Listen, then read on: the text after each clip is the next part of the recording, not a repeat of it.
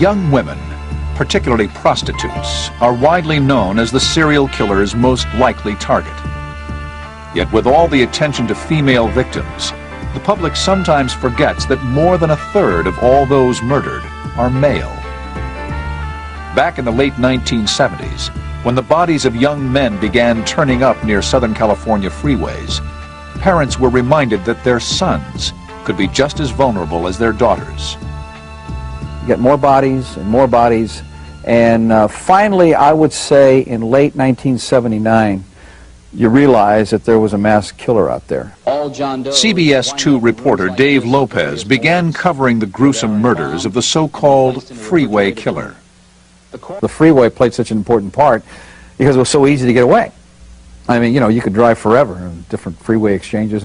Complicating the investigation, bodies were scattered widely over several counties with inconsistent patterns of evidence. And then you had those who were badly tortured. Then you had those that weren't tortured. Then you had those that were thrown when the car was moving. Then you had those that weren't thrown. In 1979, the killer began targeting boys as young as 12, picking them up hitchhiking or simply snatching them off the street.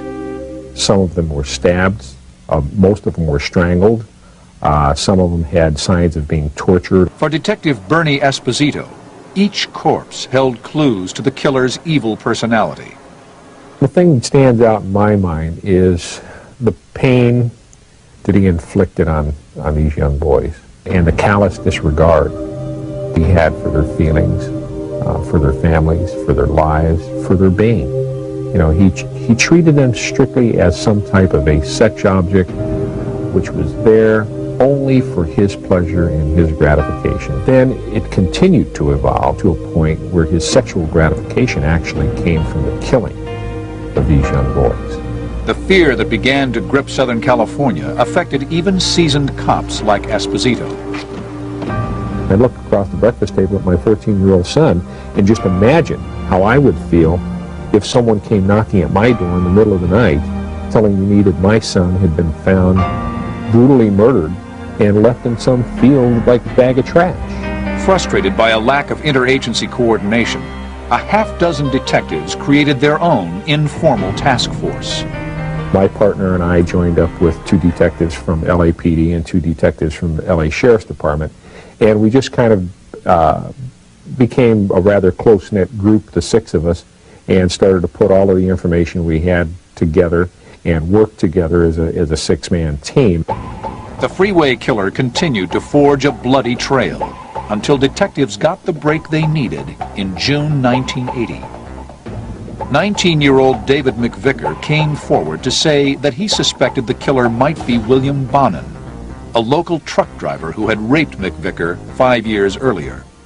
And McVickers tells me how after Bonin had done everything he wanted to do with him, he dumped him out and he says, "You know what, you're an all right guy. I was going to kill you, but I want to come back for you and use you again."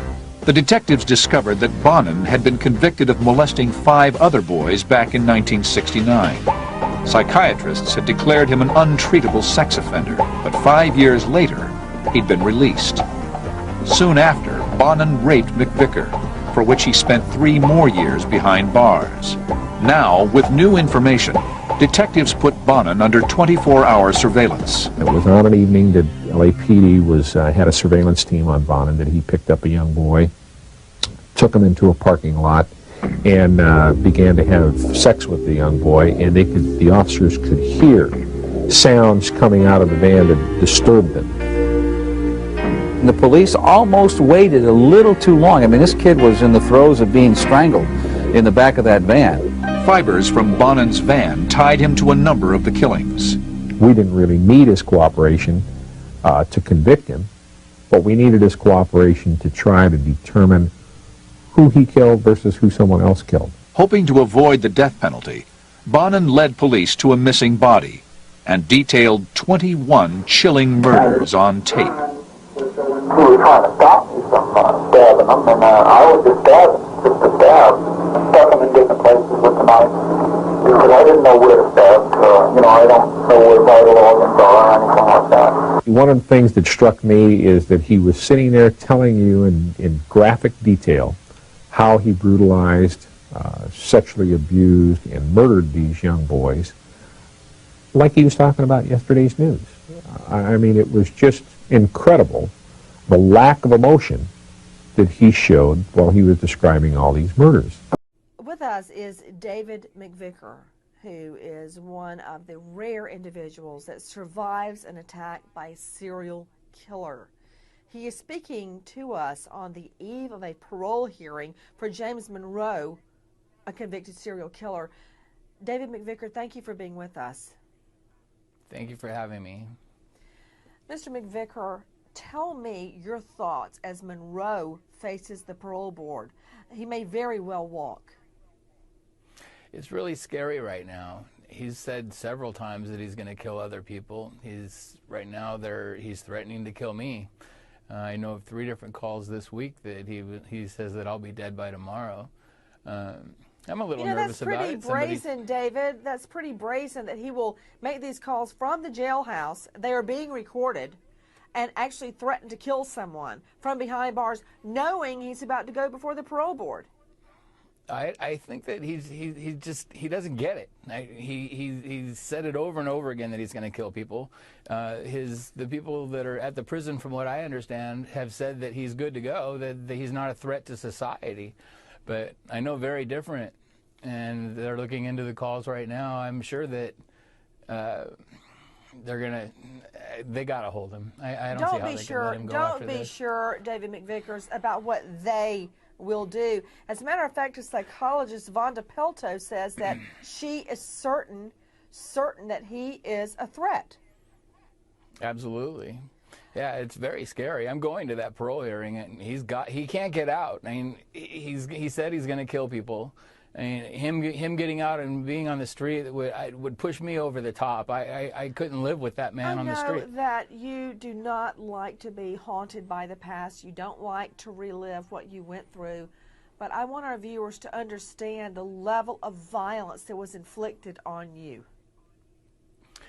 In 1974, I was kidnapped by William Bonin. He took me to a field, put my T-shirt around my neck, raped me, and strangled me with the tire iron through the sleeves of the shirt. With what I thought was my last breath, I said, "God help," and for some reason he stopped. I went home and ended up reporting it that night, and they found him about 3 weeks later, something like that. And he went to jail for 15 to life for what he did to me. That was before Megan's Law, and I had found out that he was doing the murders by reading the newspaper and seeing all these articles and just getting this feeling in my gut. After about a year of that, I finally called the Orange County Sheriff's Department and told them that they better find out where this guy is. I thought he would still be in jail, but he was out killing people. You are kidding. After what I didn't understand the sequence, David. So after his attack, a brutal attack on you, and you were just a young boy at that time, he gets out, and that's when he's doing the killings? Correct. Yeah, it was before Megan's Law. I was told that he was in for 15 to life, but I was wrong. He was in a Atascadero State Prison, which is a mental facility, and they let him out in 18 months. Everyone, with me is David McVicker speaking out against the release of James Monroe. David, if the viewers want to contact anyone to join the fight to keep Monroe behind bars, who do they contact? I would absolutely love anybody who can to help me on this. I need all the support I can get. I have a website, rapedagain.com. On there are links that will go to change.org. And on there I have a petition that you can sign. And I will be taking that with me to the parole board. Let's repeat that very slowly. It's www.rapedagain.org with all the links we need to fight James Monroe's release. But .com, not .org. Oh, let me repeat it then. Rapedagain.com. Correct? Yes, With me, David McVicker. David, thank you. And I will be logging on and fighting the release of James Monroe. Thank you. Thank you. Thank you from the bottom of my heart for those 21 kids. Thank you.